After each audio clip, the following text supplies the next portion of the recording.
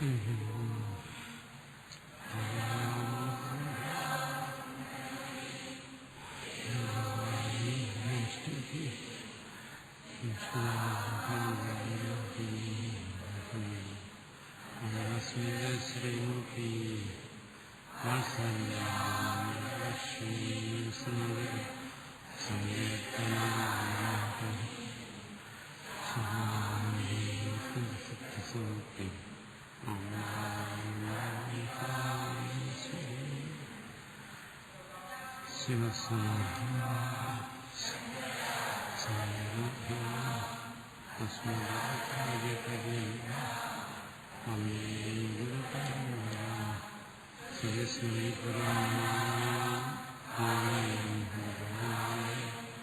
നമാമി ഭഗവത്പാദം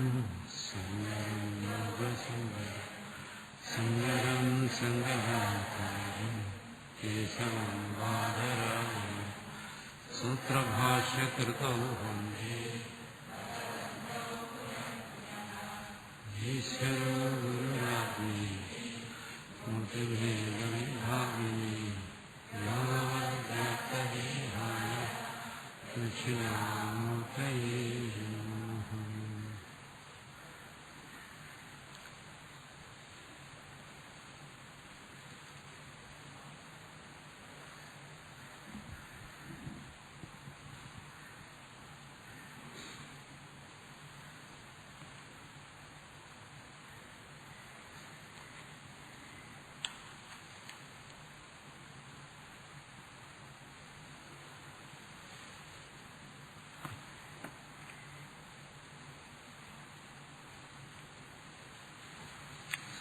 സ്മരണയോടുകൂടി ഭഗവത്ഗീത ശങ്കരഭാഷ്യം.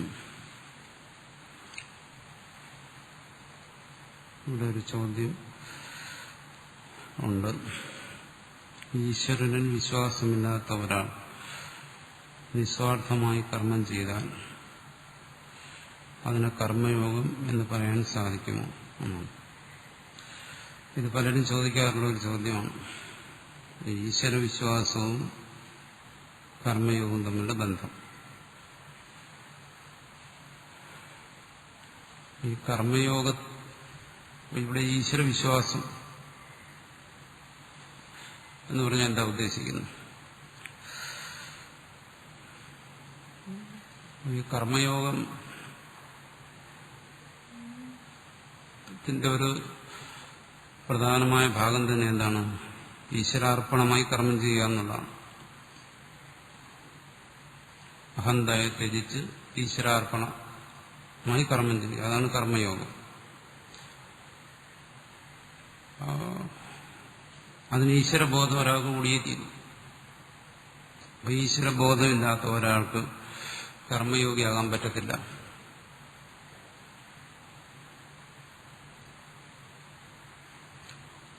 ഈശ്വരബോധമില്ലാത്തവരാണ്. ഈശ്വരവിശ്വാസം എന്നുള്ളതല്ല, ഈശ്വരബോധം. അപ്പൊ ഈശ്വരവിശ്വാസം എന്ന് പറയുമ്പോൾ അത് ഏറ്റവും പാമരനായ ഒരു വ്യക്തിക്കും ഏറ്റവും പ്രാകൃതമായ സംസ്കാരം ഉള്ള ഒരു വ്യക്തിയുടെ മനസ്സിലും ഈശ്വരബോധം കാണാം, ഏതെങ്കിലും പ്രാകൃതമായ രൂപത്തിൽ. ഒരു ഈശ്വരവിശ്വാസം കാണും. വിശ്വാസമെന്നും ഈശ്വരബോധമെന്നും പറയുന്നതിന് വ്യത്യാസമുണ്ട്. ഒരു കാര്യത്തിൽ നമ്മൾ വിശ്വസിക്കുക എന്ന് പറയുമ്പോൾ നമുക്കതിനെക്കുറിച്ച് ശരിയായ ബോധ്യം വരാതെ, അതിനെക്കുറിച്ച് നമ്മളെ ശരിയായിട്ടുള്ള അറിവ് വരാതെ ഒരു കാര്യത്തെ കൊണ്ടതെന്ന് നമ്മൾ കരുതുക, അതാണ് വിശ്വാസം. ഒരു കാര്യം വിശ്വസിക്കുന്നതിന് നമുക്കതിനെക്കുറിച്ച് ബോധ്യം വരണമെന്നില്ല, അതാണ് വിശ്വാസം. ഏത് വിശ്വാസമായാലും ഈശ്വരവിശ്വാസം എന്ന് പറയുന്നിടത്തും അങ്ങനെയാണ്. ഈശ്വരനെ അറിയാതെ അല്ലെങ്കിൽ ഉണ്ടെന്ന് നമുക്ക് നിശ്ചയം വരാതെ, ഉണ്ടെന്ന് ബോധ്യം വരാതെ വിശ്വസിക്കുന്നു, അതാണ് സാധാരണ ഈശ്വരവിശ്വാസം. അത് സഹജമായി വരാം, അല്ലെങ്കിൽ മനസ്സിൽ ആ വിഷയത്തെക്കുറിച്ച് നിശ്ചയമില്ല, പക്ഷെ അയാൾ നിർബന്ധിതനായി വിശ്വസിക്കേണ്ടി വരുന്നു, അങ്ങനെയുണ്ടാൻ വരാം. ഇവിടെ അത്തരമൊരു വിശ്വാസം അതല്ല ഇവിടെ നമ്മൾ ഈശ്വരനെ കുറിച്ച് പറയുമ്പോൾ ആധ്യാത്മിക ശാസ്ത്രത്തിൽ ഈശ്വരനെ കുറിച്ച് പറയുമ്പോൾ അവിടെ ഒരു കേവലം വിശ്വാസത്തിന് യാതൊരു സ്ഥാനമില്ല. ഇവിടെ ഈശ്വരനെ കുറിച്ചുള്ള ബോധമാണ്. നമ്മൾ ഗുരു ഉപദേശത്തിലൂടെയും ശാസ്ത്ര ചർച്ചയിലൂടെയൊക്കെ ഈശ്വര വിശ്വാസം വളർത്തിയെടുക്കുകയല്ല ചെയ്യും. നേരത്തെ പറഞ്ഞ തരത്തിലുള്ള മറിച്ച് ഈശ്വര ബോധമാണ് അവിടെ.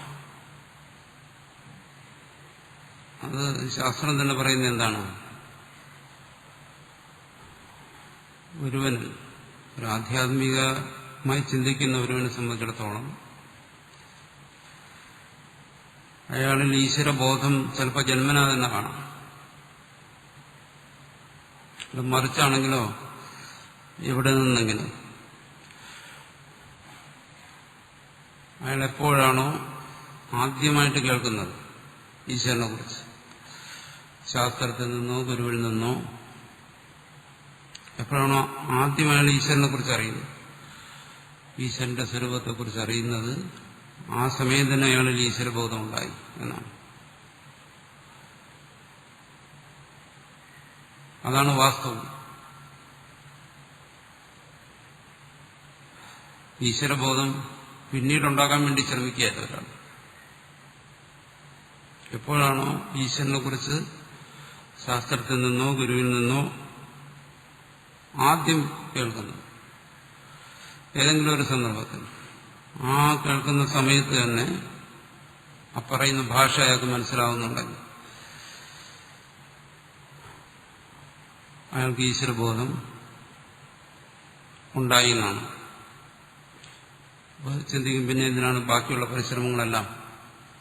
പക്ഷെ അങ്ങനെ ഈശ്വരബോധം ഉണ്ടായാലും വീണ്ടും മായ വന്ന് മൂടുന്നു ആ ബോധത്തെ.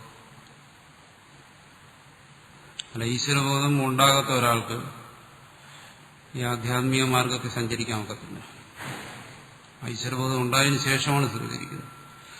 വീണ്ടും അയാൾ ചെയ്യുന്നതെല്ലാം വീണ്ടും വന്ന് മൂടുന്ന ഈ മറയെ മാറ്റാൻ വേണ്ടി. ഇവിടെ ഇപ്പൊ അർജുനന് സംഭവിക്കുന്നത്, ഭഗവാൻ ഉപദേശിക്കുമ്പോൾ അർജുനന് സംശയമൊന്നുമില്ല. അപ്പോൾ അയാൾക്കത് തെളിയുന്നു മനസ്സിൽ. പക്ഷെ വീണ്ടും മറഞ്ഞു പോകുന്നു. കാരണം അവസാനം അർജുനൻ പറയുന്നുണ്ട്, നഷ്ടോ മോഹ സ്മൃതിലബ്ധ. അർജുനന് ഭഗവാൻ ഉപദേശിച്ചുകൊണ്ടിരുന്നപ്പോ ആത്മതത്വത്തെക്കുറിച്ച് പറയുമ്പോൾ അത് പിടികിട്ടുന്നുണ്ട്. അർജുനനും ഒടുവിൽ സമ്മതിക്കുന്നുണ്ട്. മറ്റു വിഷയങ്ങളെപ്പോലെയല്ല. മറ്റു വിഷയങ്ങൾ നമുക്ക് പിടികിട്ടിക്കഴിഞ്ഞാലും കുറേ സമയം നമ്മുടെ മനസ്സിലത് ഓർത്തു വയ്ക്കാൻ കഴിയും. ഇതങ്ങനെയല്ല, പെട്ടെന്ന് മറഞ്ഞുപോകും. അതാണ് അർജുനനെ സംബന്ധിച്ചിടത്തോളം കർമ്മം, തന്റെ കർത്തവ്യത്തെക്കുറിച്ച് ബോധ്യപ്പെട്ടു, അത് മറന്നില്ല. അതാണ് വീണ്ടും അത് ചെയ്തത്. അത് കഴിഞ്ഞ് അർജുനൻ യുദ്ധം ചെയ്തതാണ്, ഇതാണ് എന്റെ കർത്തവ്യം എന്ന് മനസ്സിലായി. അത് മറക്കത്തില്ല. പക്ഷെ ഈശ്വരനെ കുറിച്ച് പറഞ്ഞു കഴിഞ്ഞാൽ അത് മറന്നുപോകും. അർജുനൻ അനുഗീത ഉപദേശിക്കുന്ന സമയത്ത് അർജുനൻ പറയുന്നുണ്ട്, എനിക്കൊന്നും മനസ്സിലായി അല്ലെന്നല്ല പറയുന്നത്. ഭഗവാൻ ഉപദേശിച്ചൊന്നും എനിക്ക് മനസ്സിലായില്ല എന്നെ പറയുന്നു. പറഞ്ഞല്ല, എനിക്ക് മനസ്സിലായി, പക്ഷെ മറന്നുപോയി, എനിക്കത് ഓർക്കാൻ കഴിയുന്നില്ല. അതുകൊണ്ട് ആത്മതത്വം അതൊന്നുകൂടി പറഞ്ഞു തരണമെന്നാണ് പറയുന്നത്. ഭഗവാൻ വിളിക്കുന്ന ദുർബുദ്ധിയാണ്, ദുർമേധസ്സാണ്. അത് നീ കഷ്ടം, അത് മറന്നു കളഞ്ഞല്ലോ, അത് മറക്കാൻ പാടുള്ളതായിരുന്നില്ല എന്നുകൂടി ഭഗവാൻ ശാസിക്കുന്നുണ്ട് അർജുനൻ. അപ്പൊ ഈശ്വരബോധം എന്ന് പറയുന്നത് പ്രഥമ ശ്രവണത്തിൽ തന്നെ ഉണ്ടാകുന്നു. ഇത് അദ്വൈതത്തിലെ ഒരു മുഖ്യമായ ഒരു സിദ്ധാന്തമാണ്. പ്രഥമ ശ്രവണത്തിൽ തന്നെ ഉണ്ടാകുന്നു എന്നുള്ളത്. അങ്ങനെ ഒരു ബോധം ഉള്ളതുകൊണ്ടാണ് വീണ്ടും അവൻ അതിന്റെ അന്വേഷണത്തിന് വേണ്ടി മുതിരുന്നത്. അതുകൊണ്ട് ആ ഒരു ഈശ്വരബോധം കർമ്മയോഗത്തിന്റെ ഒരു മുഖ്യമായ ഭാഗമാണ്. നമ്മളിവിടെ പറഞ്ഞല്ലോ, ആത്മാവിനെ തന്റെ സ്വരൂപത്തെ ഭാവന ചെയ്യുക. ആത്മാവ് കർത്തൃത്വം ഭോക്തൃത്വം എല്ലാം ഉള്ളതാണെങ്കിലും താൻ വാസ്തവത്തിൽ അതല്ല എന്ന് ഭാവന ചെയ്യുക. അത് ഈശ്വരബോധമാണ്. ഇനി ദ്വൈത പ്രപഞ്ചത്തിൽ വ്യാവഹാരികമായ കർമ്മങ്ങൾ ചെയ്തുകൊണ്ടിരിക്കുമ്പോൾ തന്റെ അഹന്തയെ ത്യജിക്കുക. അഹന്തയെ ത്യജിക്കുന്നതിന് വേണ്ടി കർമ്മങ്ങളെല്ലാം ഞാനല്ല ചെയ്യുന്നത്, അല്ലെങ്കിൽ ഈശ്വരന്റെ പ്രേരണ കൊണ്ട് ചെയ്യുന്നു, അല്ലെങ്കിൽ കർമ്മങ്ങൾ ഈശ്വരാർപ്പണമായി ചെയ്യുന്നു. ഇതാണ് കർമ്മയോഗത്തിന്റെ ഏറ്റവും പ്രധാനപ്പെട്ട ഭാഗം. അതുകൊണ്ട് തന്നെ ഈശ്വരബോധമില്ലാത്ത ഒരാളിനെ നമുക്ക് കർമ്മയോഗി എന്ന് പറയാൻ പറ്റത്തില്ല. കർമ്മയോഗം അസംഭവമാണ് അങ്ങനെ ഒരു വ്യക്തിയെ സംബന്ധിച്ച്. അത് മാത്രമല്ല, കർമ്മയോഗം എന്തിനൊരാൾ അനുഷ്ഠിക്കുന്നത്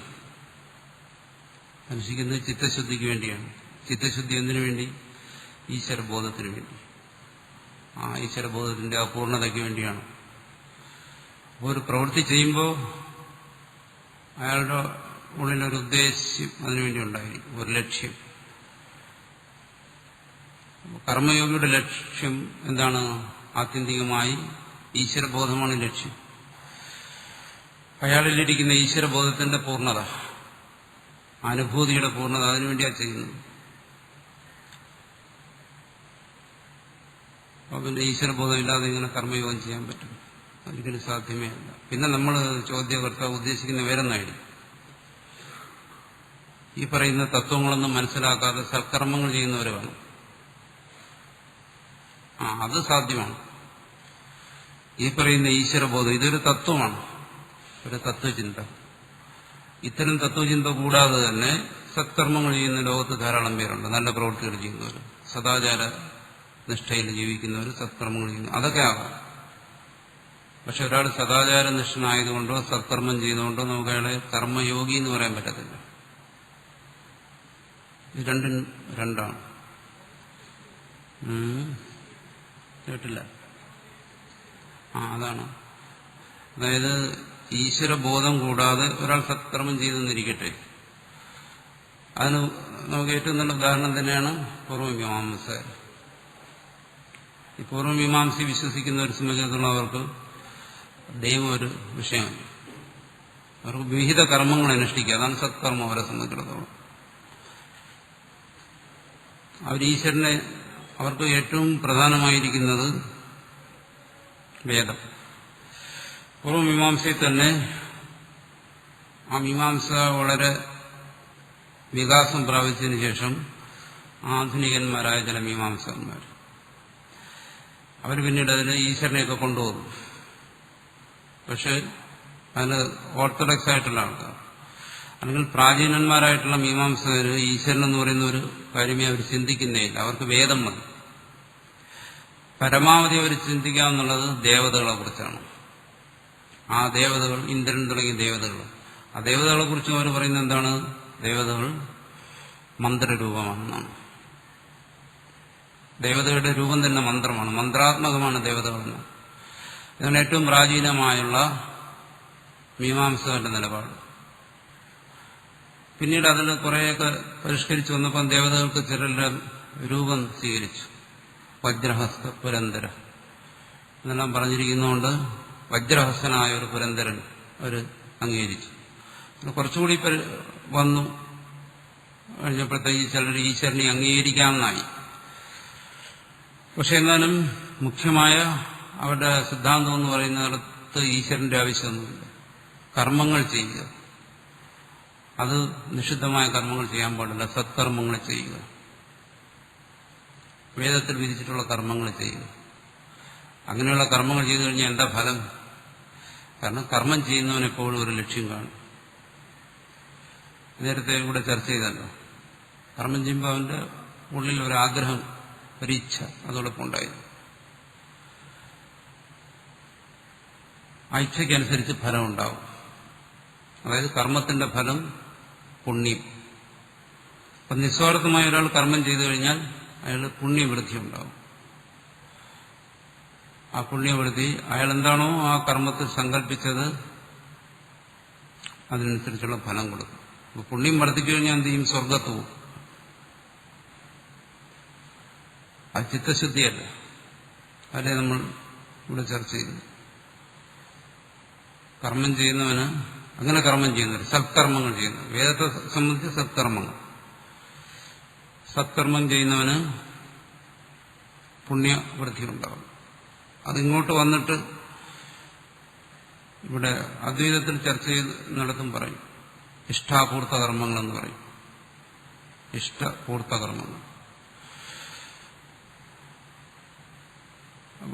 അവന് ഇത്തരം ഈശ്വരബോധമൊന്നുമില്ല. അവൻ സത്കർമ്മങ്ങൾ ചെയ്യുന്നു, സമൂഹത്തിലെ സത്കർമ്മങ്ങൾ. അത്തരം കർമ്മങ്ങൾ ചെയ്യുന്നവനും ഫലം എന്താണ്? പുണ്യവൃദ്ധി. പുണ്യവൃദ്ധി ഉണ്ടായിക്കഴിഞ്ഞാൽ അവന് സ്വർഗഫലം. അതാണ് സത്കർമ്മം ചെയ്യുന്നവനുണ്ടാകുന്നത്, സ്വർഗത്ത് പോകാൻ. പക്ഷെ ഇവിടെ കർമ്മയോഗി അത് ആഗ്രഹിക്കുന്നില്ല, സ്വർഗത്ത് പോകാൻ ആഗ്രഹിക്കുന്നില്ല. അതുകൊണ്ട് അത്തരത്തിലുള്ള ഒരു പുണ്യവൃദ്ധിക്ക് വേണ്ടിയല്ല കർമ്മം ചെയ്യുന്നത്. പുണ്യവൃദ്ധി വേറെ, ചിത്തശുദ്ധി വേറെ. ചിത്തശുദ്ധിക്ക് വേണ്ടി കർമ്മം ചെയ്യുന്നവനും പുണ്യം ഉണ്ടാകും. പക്ഷെ അത് പറയുന്നത് അവന്റെ രാഗദ്വേഷങ്ങളെ നശിപ്പിക്കുന്ന സത്സംസ്കാരം, അതായിരിക്കും അവിടുത്തെ പുണ്യം. മറ്റുള്ളവന് ചെയ്യുന്നതോ സത്കർമ്മങ്ങൾ അനുഷ്ഠിക്കുന്ന ഇത്തരം ഒരു ബോധമില്ലാതെ സത്കർമ്മങ്ങൾ അനുഷ്ഠിക്കുന്നവന് പുണ്യം ഉണ്ടാകും. അത് ജന്മത്തിന് കാരണമാകുന്ന പുണ്യമായിരിക്കും. അതിനേറ്റവും ഉദാഹരണം മീമാംസകർ തന്നെ. അവർ സത്കർമ്മങ്ങളെ ചെയ്യത്തുള്ളൂ, ദുഷ്കർമ്മമൊന്നും ചെയ്യത്തില്ല. ഇനി കുറച്ചുകൂടി കഴിഞ്ഞാൽ അവർ ഇഷ്ടാപൂർത്ത കർമ്മങ്ങൾ ചെയ്യും. അതിൽ ലോക നന്മയ്ക്ക് വേണ്ടിയുള്ള പ്രവർത്തനങ്ങളെല്ലാം ചെയ്യും. പക്ഷെ അവിടെ ശരിയായിട്ടുള്ള ഈശ്വരബോധം അവർക്കില്ല. അല്ലെങ്കിൽ അവർ ചിത്തശുദ്ധിക്ക് വേണ്ടിയല്ല കർമ്മം ചെയ്യുന്നു, ഫലത്തെ ത്യജിച്ചുകൊണ്ടല്ല കർമ്മം ചെയ്യുന്നു. അതുകൊണ്ടെന്ത് വരുന്നു? അവന് പുണ്യവൃദ്ധി ഉണ്ടാകും. അതാണ് ഇവിടുത്തെ കർമ്മയോഗത്തിലെ ഏറ്റവും മുഖ്യമായ ഇത്. നമ്മൾ സത്കർമ്മം ചെയ്താൽ മാത്രം പോരാ. സത്കർമ്മം ചെയ്തു കഴിഞ്ഞാൽ പുണ്യവൃദ്ധി ഉണ്ടാകും. പുണ്യവൃദ്ധി ഉണ്ടായാൽ ജന്മം ഉണ്ടാകും. അത് ഒഴിവാക്കാൻ വേണ്ടി എന്ത് ചെയ്യുന്നു? അപ്പൊ കർമ്മയോഗിക്ക് മാത്രമേ ആഗ്രഹമുള്ളൂ ചിത്തശുദ്ധി എന്ന് പറയുന്നു. കർമ്മയോഗിക്ക് ഒരാഗ്രഹമുണ്ട്, ചിത്തശുദ്ധി എന്ന് പറയുന്നു. ആ ചിത്തശുദ്ധി ഉണ്ടാകുന്നതിന് വേണ്ടിയിട്ടാണ് അയാൾ ഈശ്വരാർപ്പണമായി കർമ്മം ചെയ്യുന്നതും അഹന്തയെ ത്യജിക്കുന്നതും എന്ന് പറയുന്നത്. അതാണ് അതിന്റെ മർമ്മഭാഗം. അത് മാത്രമല്ല, മനസ്സിന് അങ്ങനെ ഒരു പ്രത്യേകതയുണ്ട്. ഒന്നുകിൽ അത് സ്വന്തം അഹന്തയെ ആശ്രയിച്ച് നിന്ന് അതിന് പ്രവർത്തിക്കാൻ പറ്റും. അഹന്തയാണ് എല്ലാ കർമ്മങ്ങളുടെയും അടിസ്ഥാനം. അഹന്തയെ ചുറ്റിപ്പറ്റിയാണ് എല്ലാ കർമ്മങ്ങളും നടക്കുന്നത്. ഒരു കർമ്മയോഗം അഭ്യസിക്കുന്ന ഒരാളിൽ പോലും എല്ലാ പ്രവൃത്തികൾക്കും കേന്ദ്രമായിരിക്കുന്ന അയാളുടെ അഹന്തയാണ്. അയാളതിനെ നശിപ്പിക്കാൻ ശ്രമിക്കുന്നു. അയാൾ അതിന്റെ സ്ഥാനത്ത് ഈശ്വരബോധത്തെ കൊണ്ടുവരാൻ ശ്രമിക്കുന്നു. ഈശ്വരബോധം ഇല്ലെങ്കിൽ എന്ത് ചെയ്യും? ഒരാൾ എത്ര സത്കർമ്മങ്ങൾ ചെയ്താലും മനസ്സിന് രണ്ടു തരത്തിലേ നിൽക്കാൻ പറ്റും. ഒന്നുകിൽ അഹന്തയെ കേന്ദ്രീകരിച്ച് നിൽക്കും, അല്ലെങ്കിൽ അത് ഈശ്വരന് കേന്ദ്രീകരിച്ച് നിൽക്കും. അപ്പൊ അഹന്തയെ അവിടെ നിന്ന് മാറ്റണമെങ്കിൽ അവിടെ ഈശ്വരബോധം അതിന് പകരം വയ്ക്കണം. മനസ്സിനൊരു ആലംബമില്ലാതെ പ്രവർത്തിക്കാൻ ഒക്കത്തില്ല. അഹന്തയെ അവലംബിച്ചാണ് പ്രവർത്തിക്കുന്നതെങ്കിൽ അവിടെ പിന്നെ ഈശ്വരബോധത്തിന് സ്ഥാനമില്ല. ഈശ്വരബോധത്തെ അവലംബിച്ചാണ് പ്രവർത്തിക്കുന്നതെങ്കിൽ അവിടെ അഹന്ത ത്യജിച്ചുകൊണ്ടിരിക്കും. അപ്പൊ ഈ രണ്ട് ഏതെങ്കിലും ഒരു ആലംബം ഇല്ലാതെ പ്രവൃത്തി നടക്കത്തില്ല. അതുകൊണ്ടാണ് കർമ്മയോഗത്തിൽ ഈശ്വരബോധത്തിന് പ്രാധാന്യമുണ്ടെന്ന് പറയുന്നത്. അപ്പോൾ ഒരാൾക്ക് അത്തരം ഒരു ഈശ്വരബോധമില്ല എന്ന് പറഞ്ഞാൽ പിന്നെ അയാളുടെ ബോധം എവിടെ നിൽക്കും? ഈശ്വരനല്ലെങ്കിൽ അഹന്തയിൽ. രണ്ടിലേതെങ്കിലും ഒരു ഭാഗത്തെ മനസ്സിന് നിൽക്കാൻ പറ്റും, മൂന്നാമതൊരു സ്ഥാനമില്ല. അപ്പോൾ ഒരാൾക്ക് അഹന്തയെ അങ്ങനെ ത്യജിക്കണമെന്നുണ്ടെങ്കിൽ അതിന് പകരം മറ്റെന്തെങ്കിലും അയാളിൽ വേണം ഈ തരത്തിൽ ത്യജിക്കുന്നതിന്. അപ്പോൾ അതിന് പകരം എന്ത് ചെയ്യുന്നു? അയാൾ ഈശ്വരബോധത്തെ വളർത്തിയെടുക്കുന്നു. അങ്ങനെ അഹന്തയെ ത്യജിക്കുന്നു. അതുകൊണ്ട് സത്കർമ്മങ്ങൾ ഒരാൾക്ക് ചെയ്യുന്നതിന് ഈശ്വരബോധം വേണമെന്നില്ല. ഈ പറയുന്ന തരത്തിലുള്ള ഈശ്വരബോധം. മറ്റെന്തെങ്കിലും ബാഹ്യമായ പ്രേരണകൾ കൊണ്ടും അയാൾക്ക് സത്കർമ്മം ചെയ്യാം. പക്ഷേ അത് ചിത്തശുദ്ധിക്ക് ഉപയോഗിക്കത്തില്ല. സത്കർമ്മങ്ങളുടെ ഫലം പുണ്യമാണ്, പുണ്യവൃദ്ധി ഉണ്ടാകും. അതിനനുസരിച്ച്, കാരണം കർമ്മത്തിന് പറഞ്ഞല്ലോ, കർമ്മത്തിന് എപ്പോഴും പ്രേരകമായി നിൽക്കുന്ന ഇച്ഛ. കർമ്മപ്രേരകം എന്താണ്? ഒരാൾ സത്കർമ്മത്തിന് ഒരാളെ എന്താ പ്രേരിപ്പിക്കുന്നു? ഒരു പ്രേരണ വേണമല്ലോ, ഇല്ലാതെ കർമ്മം നടക്കത്തില്ല. അറിവ്, ഇച്ഛ, പ്രവൃത്തി, ഇത് അലിഖിതമായ നിയമമാണ്. കർമ്മം നടക്കണമോ? കർമ്മയോഗി കർമ്മം ചെയ്യുന്നു എന്തിനു വേണ്ടി? അയാൾക്ക് ഒരു ഇച്ഛയുണ്ട്. ഈശ്വരാർപ്പണമായി അയാൾ കർമ്മം ചെയ്യുമ്പോൾ അയാൾക്കൊരു ഇച്ഛയുണ്ട്. അയാൾ ആഗ്രഹിക്കുന്നു, മോക്ഷം ആഗ്രഹിക്കുന്നു, ചിത്തശുദ്ധി ആഗ്രഹിക്കുന്നു. അതെല്ലാം അയാളിൽ അന്തർലീനമാണ്. പുറമേ അത് ഭാവിച്ചില്ലെങ്കിലും അത് അന്തർലീനമാണ്. അതൊരു തത്വശാസ്ത്രത്തിൽ അയാൾ വിശ്വസിക്കുന്നു. ഇങ്ങനെ നിഷ്കാമമായി കർമ്മം അനുഷ്ഠിച്ചു കഴിഞ്ഞാൽ ചിത്തശുദ്ധി ഉണ്ടാകുമെന്നും ജ്ഞാനം ഉണ്ടാകുമെന്നും അല്ലെങ്കിൽ ഈശ്വരബോധം ഉണ്ടാകുമെന്നെല്ലാം ഒരു തത്വശാസ്ത്രത്തെ സ്വീകരിച്ചുകൊണ്ടാണ് ഒരാൾ കർമ്മയോഗം ചെയ്യുന്നത്. അപ്പോൾ ആ കർമ്മയോഗത്തിന്റെ ഒരു ഭാഗമാണ് ഈശ്വരബോധം. അതല്ലെങ്കിൽ പിന്നെ കർമ്മയോഗം അവിടെ ഇല്ല. ആ സത്കർമ്മങ്ങൾ ചെയ്യാം ഒരാൾക്ക്. സത്കർമ്മങ്ങൾ ചെയ്തു കഴിഞ്ഞാൽ അയാൾക്ക് ഇഹത്തിനും പരത്തിനും അതിൻ്റെതായ ഗുണങ്ങളുണ്ടാകും. ഈ ലോകത്തെ അയാൾക്ക് കീർത്തി ഉണ്ടാകും, പരലോകത്തിൽ അയാൾക്ക് സ്വർഗാനുഭവം ഉണ്ടാവും. അങ്ങനെ ഉണ്ടാവും. അതുകൊണ്ട് ഈശ്വരബോധം, അതും എങ്ങനെ? ശരിയായ ഈശ്വരബോധം. ഈശ്വരബോധം എന്ന് മാത്രം പറഞ്ഞാൽ പോരാ.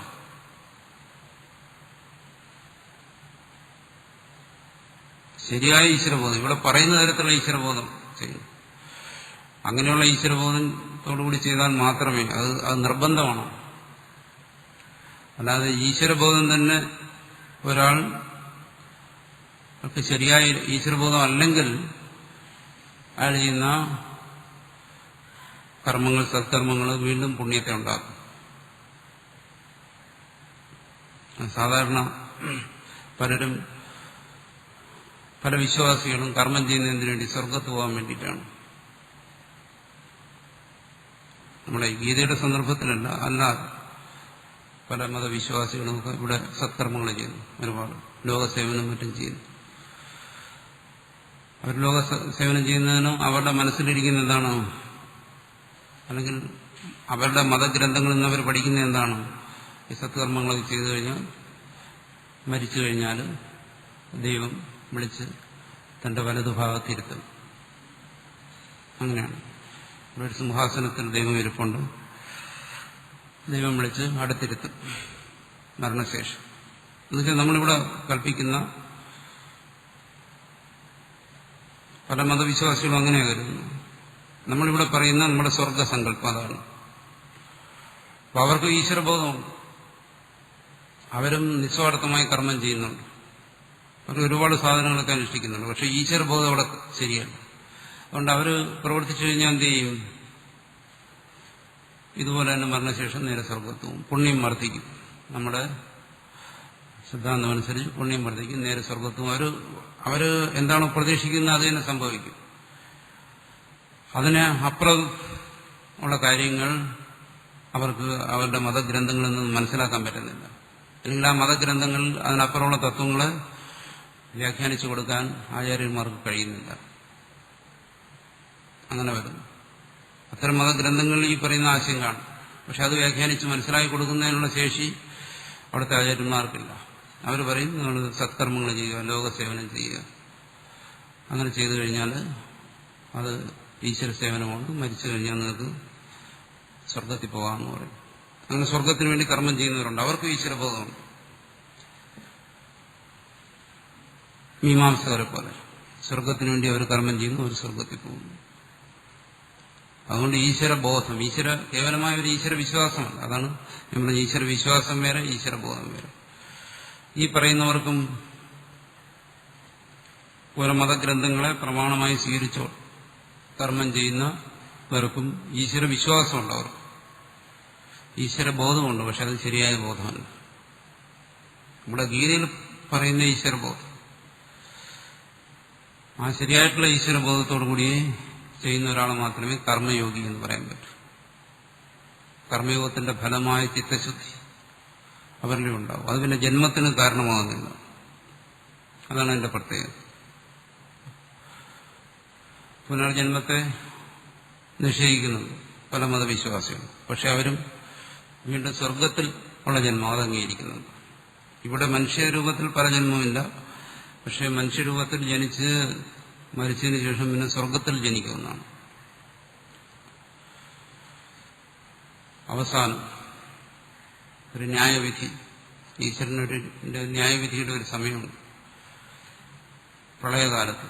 അത് കഴിഞ്ഞതിന് ശേഷം ഈ ജീവന്മാരെയെല്ലാം വിചാരണ ചെയ്ത്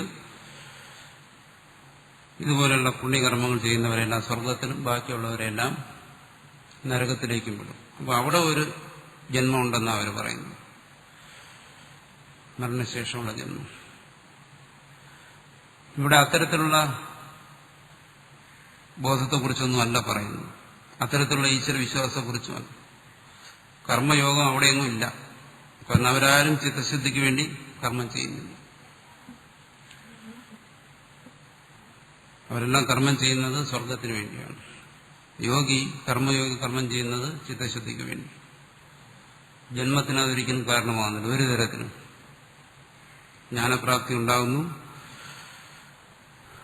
അയാൾ മുക്തനായിത്തീരുന്നു. ഈ ജന്മത്തിൽ അതിന് കഴിഞ്ഞില്ല എന്നുണ്ടെങ്കിൽ അച്ചിത്തശുദ്ധി വരുന്നത് വരെ കർമ്മയോഗം തുടരേണ്ടി വരും. അതിന്റെ പൂർണ്ണതയിൽ അയാൾക്ക് ജ്ഞാനപ്രാപ്തി ഉണ്ടാകും. പിന്നെ മനുഷ്യന്റെ ഈശ്വര വിശ്വാസം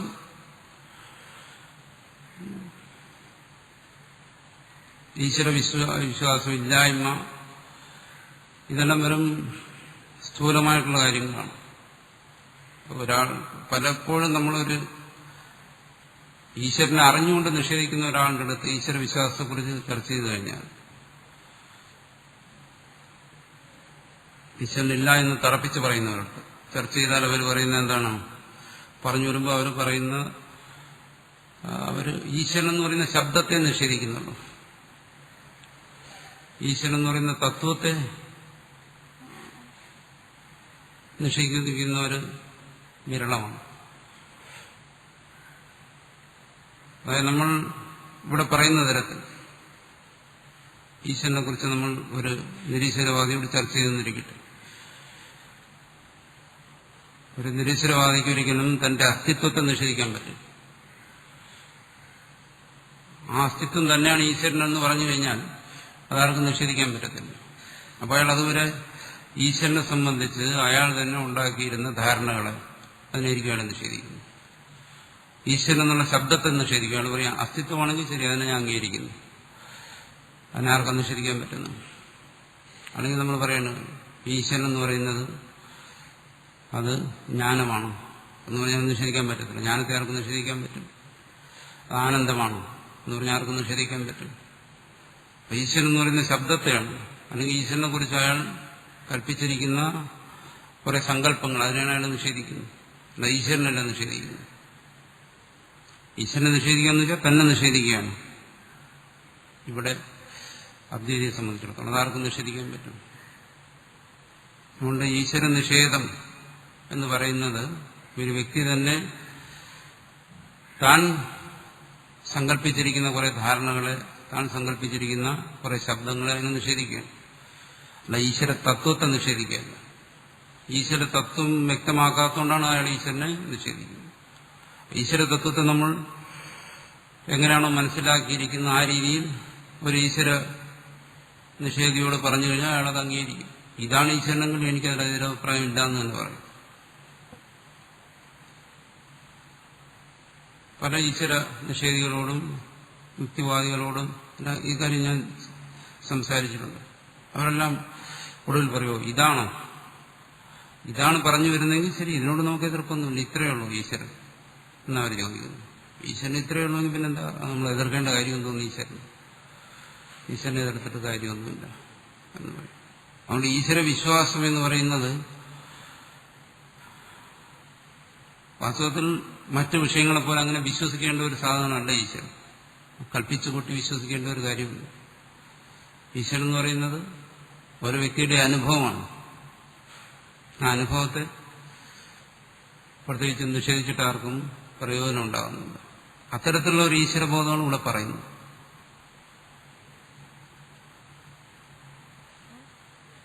ആ ഈശ്വരബോധം കൂടാതെ കർമ്മയോഗം അസാധ്യമാണ്.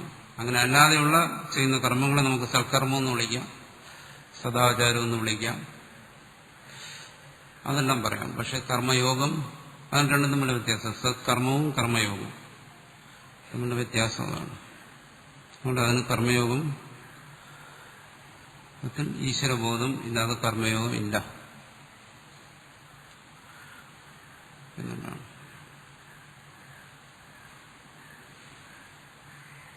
അതുപോലെ തന്നെ ഇന്നൊരാൾ എന്നോട് ചോദിച്ചൊരു ചോദ്യമാണ്,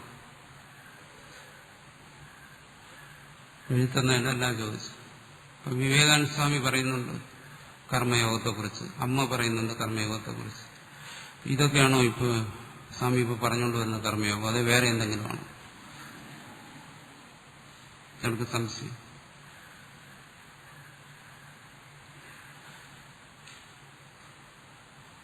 ഇതെല്ലാം ഒന്ന് തന്നെയാണ്, യാതൊരു വ്യത്യാസവുമില്ല. ഇതിപ്പം നമുക്ക് പറ്റിയിരിക്കുന്നത് എന്ന് വെച്ചാൽ നമ്മൾ ശങ്കര ഭാഷ്യത്തിലൂടെ ഇത് മനസ്സിലാകും. കർമ്മയോഗത്തിൽ ഭാഷ്യം എന്ന് പറയുന്നൊരു മാധ്യമത്തിലൂടെ നമ്മൾ കർമ്മയോഗത്തെ മനസ്സിലാക്കുന്നു. അങ്ങനെ മനസ്സിലാക്കുമ്പോൾ കർമ്മയോഗത്തിന്റെ പല തലങ്ങൾ ചർച്ച ചെയ്യുന്നു. വിവേകാനന്ദ സ്വാമി പറഞ്ഞതും മറ്റ് ആചാര്യന്മാർ പറഞ്ഞിരിക്കുന്നതൊക്കെ ഇതേ കർമ്മയോഗം തന്നെ. ആ കർമ്മയോഗം തന്നെയാണ് ഇവിടെയും നമ്മൾ വിശദീകരിക്കുന്നത്. പക്ഷേ അത് നമ്മൾ ശ്രദ്ധിച്ചിട്ടില്ലാത്ത പല തലങ്ങളും കൂടി ചർച്ച ചെയ്യുന്നു ഭാഷ്യകാരൻ. ഞാൻ പറയുന്നതല്ല. പ്രത്യേകിച്ച് എന്റേതായ സംഭാവനയൊന്നും ഈ ചർച്ചയിലില്ല. ഞാൻ തുടങ്ങിയപ്പോഴേ പറഞ്ഞിട്ടുണ്ട്. ഇവിടെ വന്ന് ഈ പരിപാടി ആരംഭിക്കുമ്പോഴേ പറഞ്ഞു, 2-3 വർഷത്തിന് മുമ്പേ. സ്വന്തം ഫിലോസഫിയൊന്നും എനിക്ക് പറയാനില്ല. ശങ്കരാചാര്യർ പറഞ്ഞിരിക്കുന്ന എന്താണ്. അപ്പൊ നമുക്കതിന് വൈരുദ്ധ്യം തോന്നുന്നത് എങ്ങനെയെന്ന് വെച്ചാൽ, ചിലപ്പോൾ നമ്മൾ ധരിച്ചിരിക്കും ശങ്കരാചാര്യർ പറഞ്ഞത് ഇങ്ങനെയാണെന്ന് ധരിച്ചിരിക്കും. അവിടെയാണ് മനസ്സിലൊരു വൈരുദ്ധ്യം തോന്നുന്നത്. ശങ്കരാചാര്യർ അങ്ങനെ പറഞ്ഞു ഇങ്ങനെ പറഞ്ഞു എന്നെല്ലാം ഏതെങ്കിലും പുസ്തകങ്ങൾ എഴുതിയോ ആരെങ്കിലും പറഞ്ഞു ചിലപ്പോൾ നമ്മൾ ധരിച്ചിരിക്കും. അത് നമ്മളിപ്പോൾ ശങ്കരാചാര്യരിൽ നിന്ന് നേരിട്ട് മനസ്സിലാക്കുകയാണ്. ശങ്കരാചാര്യർ പറഞ്ഞ ആ പദങ്ങൾ വാക്യങ്ങളിലൂടെ നമ്മൾ കാര്യം മനസ്സിലാക്കുകയാണ്. അപ്പോൾ അതിന്റെ വ്യത്യാസം നമുക്ക് മനസ്സിലാകുന്നു, അത്രയേ ഉള്ളൂ. കർമ്മയോഗം എന്ന് പറയുന്നത് അത് തന്നെയാണ്. എല്ലാവരും കർമ്മയോഗത്തെക്കുറിച്ച് പറയുന്നത് എന്താണ്? ഈശ്വരാർപ്പണമായി കർമ്മം ചെയ്യുക, അഹന്തയെ ത്യജിച്ചുകൊണ്ട് കർമ്മം ചെയ്യുക, അത് തന്നെയാണ്. അത് തന്നെയാണ് ഇവിടെയും പറയുന്നത്. പിന്നെ ആ കർമ്മങ്ങളുടെ പശ്ചാത്തലം, ലൗകിക കർമ്മങ്ങൾ വൈദിക കർമ്മങ്ങൾ തമ്മിലുള്ള വ്യത്യാസം, അത് ഏതെല്ലാം സന്ദർഭങ്ങളിൽ നമ്മൾ മനസ്സിലാക്കേണ്ടിയിരിക്കുന്നു. ഇത്തരം കാര്യങ്ങൾ നമ്മളിവിടെ കൂടുതലായിട്ട് ഇവിടെ പറയുകയാണ്. അപ്പോൾ ഇത് നമുക്ക് കുറച്ച് ചില ഭാഗങ്ങൾ നമുക്ക് ബുദ്ധിമുട്ടുള്ളതുപോലെ തോന്നും, മനസ്സിലാക്കാൻ പ്രയാസമുള്ളതുപോലെ. അതുകൊണ്ടാണ് അങ്ങനെ ഒരു സംശയം വരുന്നത്. അപ്പോൾ ചിലർക്കും സ്വാഭാവികമായിട്ട് സംശയം വരാം. അങ്ങനെയാണെങ്കിൽ ലളിതമായ ഉപദേശങ്ങൾ, അമ്മയുടെ ഉപദേശങ്ങൾ വളരെ ലളിതമാണ്, അതുപോലെ പിന്നെ എന്തിനാ ഈ ശങ്കര ഭാഷ ഇത്രയും ബുദ്ധിമുട്ടുണ്ടാക്കുന്ന? അവിടെ ഈ പറഞ്ഞിരിക്കുന്നത് ഇത് പറഞ്ഞിരിക്കുന്നത് ഒന്നാണെങ്കിൽ പിന്നെ എന്തിനാ ഈ ശങ്കര ഭാഷ ഇത്രയും പ്രയാസമുള്ള? വിവേകാനന്ദ സ്വാമി പറഞ്ഞിരിക്കുന്നത് വളരെ ലളിതമാണ്, മനസ്സിലാക്കുന്നുണ്ട്. അവിടെയൊന്നും ഇങ്ങനൊരു പ്രശ്നം വന്നില്ല. ശ്രൗതം സ്മാർത്ഥം ഇതൊന്നും വന്നില്ല. പിന്നെ ലളിതമായ ഉപദേശങ്ങൾ മതിയല്ലോ, അത് മതി, അത് പോരാന്ന് എനിക്കും അഭിപ്രായമില്ല. ലളിതമായ ഉപദേശങ്ങൾ മതി. പിന്നെ എന്തിനാ ഇത്രയും പലരും മടിക്കുന്ന? അതാണ്. ഈ കാര്യങ്ങളൊക്കെ വളരെ ലളിതമായിട്ട് തന്നെ അമ്മ പറഞ്ഞിട്ടുണ്ട്, അല്ലെങ്കിൽ വിവേകാനന്ദ സ്വാമി പറഞ്ഞിട്ടുണ്ട്, രാമകൃഷ്ണദേവൻ പറഞ്ഞിട്ടുണ്ട്. എത്ര അനായാസമായിട്ടാണ് പറഞ്ഞിരിക്കുന്നത്, എത്ര അനായാസമായിട്ട് മനസ്സിലാക്കാം. പിന്നെ ഇത്രയും ഭാരിച്ച ഈ ഭാഷ ബുദ്ധി വേർത്ത് പോകുന്നു. ചിലരെന്നോട് പറഞ്ഞിട്ടുണ്ട് ശരീരം മാത്രമേ ഇതുവരെ വേർത്തിട്ടുള്ളൂ, ഇവിടെ ബുദ്ധിക്കും വേർപ്പ് വരുന്നു എന്ന് പറഞ്ഞിട്ടുണ്ട്. എന്തിനാ ഇതെന്ന് ചോദിക്കും. നിങ്ങൾക്ക് പ്രയാസം ഉണ്ടാകുന്നെങ്കിൽ ഞാൻ പറയാം, അതിന് സമാധാനം. ഈ ശബരിമല പോയിട്ടുള്ളവർ കണ്ടിരിക്കും. ശബരിമല സ്ത്രീക്ക് പ്രവേശനമില്ല, അതുകൊണ്ടത് പോട്ടെ. ഹിമാലയത്തിൽ പോയിട്ടുള്ളവർ കണ്ടുപോയി. ഹിമാലയത്തില്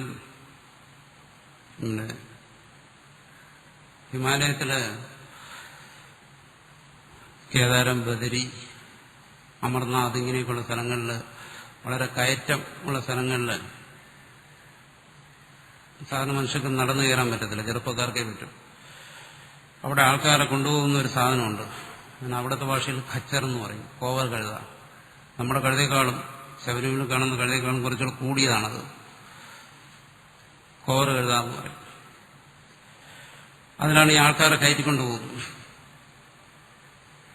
അപ്പൊ ഇതിനൊരു പ്രത്യേകതയുണ്ട്. അതായത് ഈ അമർനാഥ് യാത്രയിലൊക്കെ പോകുമ്പോൾ എനിക്ക് കണ്ട് വളരെ പ്രയാസം തോന്നിയിട്ടുണ്ട്. പോകുന്ന വഴിക്ക് ഇത് നടുവഴിക്ക് ഇത് അനങ്ങാതെ ഇങ്ങനെ നിൽക്കും, ധ്യാനിക്കുന്ന പോലെ നിൽക്കും, അനങ്ങത്തില്ല, കുറുകെ നിൽക്കും. ഇതിന്റെ മുതുകത്ത് രണ്ട് സൈഡിലായിട്ട് രണ്ട് വലിയ ചാക്ക് കെട്ടിയിരിക്കും. എന്നിട്ട് ഈ രണ്ട് ചാക്കിൽ രണ്ട് സൈഡിലായിട്ട് രണ്ട് വലിയ കല്ലും കയറ്റി വെച്ചിരിക്കും. എന്നിട്ട് അവനിങ്ങനെ നടു വഴിയിൽ ഇങ്ങനെ അനങ്ങാതെ നിൽക്കും. അപ്പൊ ഞാൻ ആലോചിച്ചത് എന്താ ഇങ്ങനെ നിൽക്കുന്നത്. അപ്പോൾ ഇതിനെ കൊണ്ടു നടക്കുന്ന ഒരാളുടെ ചോദിച്ചതിനാണ് ഇതിനെങ്ങനെ നിർത്തിയിരിക്കുന്നത്, ഇത്രയും വലിയ ഭാരവും കയറ്റി. അപ്പോൾ അവർ പറഞ്ഞു, ഈ ഭാരം എടുത്തു കഴിഞ്ഞാൽ ഇവനുള്ള കാട്ടിലും മേട്ടിലും മലയിലും എല്ലാം ചാടിക്കയറും, എല്ലായിടത്തും ഇവൻ കയറി മേയും. അപ്പൊ ഇവനെ ഒന്നുകിൽ ഇവനെ കൊണ്ട് പണിയെടുപ്പിക്കും, അല്ലെങ്കിൽ എന്തെങ്കിലും ഭാരം കയറ്റി മുതുകി വയ്ക്കണം. മനസ്സിലായിരിക്കുമെന്ന്. അതുകൊണ്ട് അമ്മ ചെയ്തതെന്ന് കരുതിക്കൊണ്ടാ മതി, അല്ലെങ്കിൽ ഞാൻ ഉത്തരവാദിയല്ല.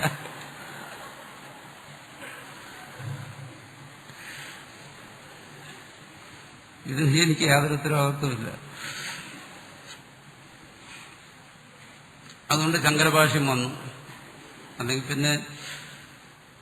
അല്ലെങ്കിൽ എവിടെയെങ്കിലും കയറി മേയ്, അതിന്റെ മേച്ചിൽ ഒഴിവാക്കാൻ വേണ്ടിയിട്ട് ചെയ്തൊരു പരിപാടിയാണെന്ന് എനിക്ക് തോന്നുന്നു. ശരി, നമുക്കിനി അടുത്ത ശ്ലോകത്തിലേക്ക് കിടക്കാം. 38ാമത്തെ ശ്ലോകമാണ്.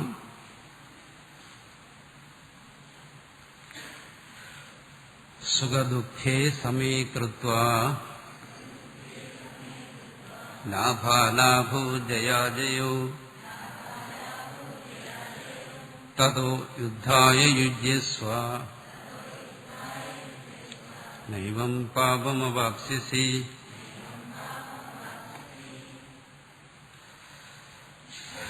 യുദ്ധേ പുനഃ ക്രിയമാണേ കർണാദിഭിഃ. കണ്ണനും മറ്റു യുദ്ധം ചെയ്തു കഴിഞ്ഞാൽ എന്താണ് സംഭവിക്കുന്നത്? കണ്ണൻ മറ്റുമായി യുദ്ധം ചെയ്തു കഴിഞ്ഞാൽ അർജുനനോട് ഭഗവാൻ പറയുകയാണ്, ഹതോവാ പ്രാപ്സ്യസി സ്വർഗം. പറഞ്ഞാണ്, മരിച്ചു കഴിഞ്ഞാൽ എന്ത് ചെയ്യും? സ്വർഗത്തിലെത്തിച്ചേരും. ഹതഹസൻ സ്വർഗം പ്രാപ്സ്യസി. മരിച്ചു കഴിഞ്ഞാലോ സ്വർഗത്തിലെത്തിച്ചേരും. ജിത്വാവ കർണാദീൻ ശൂരാൻ ഭോക്ഷ്യസേ. അല്ല, അത് കഴിഞ്ഞാണല്ലോ, കഴിഞ്ഞാണ്. അതിന്റെ അടുത്ത ഭാവം പറയുന്നു, ഭോക്ഷ്യസേ മഹിം. നമ്മൾ കഴിഞ്ഞ ദിവസം ചർച്ച ചെയ്താണ്. തത്ര യുദ്ധം സ്വധർമ്മ ഇത്യവം യുദ്ധ്യമാനസ്യ ഉപദേശം ശൃണു. യുദ്ധം സ്വധർമ്മം, സ്വകർത്തവ്യമാണ്. ഇത്യവം എന്ന് കരുതി യുദ്ധ്യമാനസ്യ, യുദ്ധം ചെയ്യുന്നവന്റെ വേണ്ടിയിട്ടുള്ള ഉപദേശം, അതായത് കർമ്മയോഗിയുടെ ഉപദേശം. യുദ്ധം സ്വധർമ്മമാണ് എന്ന് കരുതുന്നവന്റെ ഉപദേശം. ഇമം ശൃണു, ഇതാ പറയാൻ പോവുകയാണ്, കേൾക്കൂ. സുഖദുഃഖി സമീ തുല്യ കൃത്വ. സുഖദുഃഖങ്ങളെ സമമാക്കി തുല്യമാക്കി ചെയ്തിട്ട് എന്ന് പറഞ്ഞാൽ എന്താണ്? രാഗദ്വേഷോ അകൃത്വ.